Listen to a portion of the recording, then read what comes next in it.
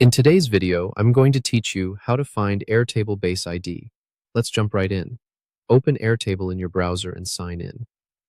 You should be on your main dashboard, where all your bases are visible. In the top right corner, click Help. Then select API Documentation. This opens the Airtable API docs tailored to your account and workspaces.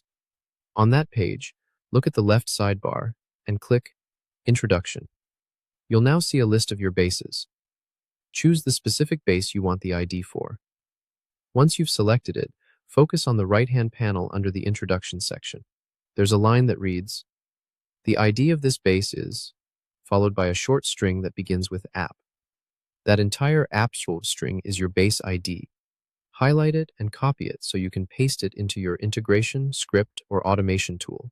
Keep in mind, the base ID is case-sensitive and typically a mix of letters and numbers, starting with app. Treat it like a sensitive identifier and avoid sharing it publicly. There's also a quick alternative if you prefer using the URL. Open the base directly from your dashboard. In your browser's address bar, look for the part of the URL right after airtable.com that starts with app.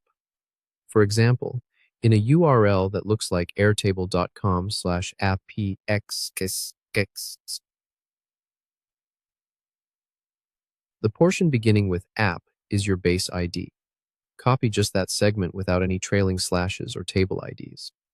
This method is handy if you already have the base open and don't want to navigate through the docs. If you don't see the base listed in the API documentation, make sure you have access to it in the selected workspace, then refresh the page. Also note that the API docs reflect the permissions of your account, so you'll only see bases you can access. If you switch to another workspace, you may need to reopen the API docs to see that workspace's bases. That's it.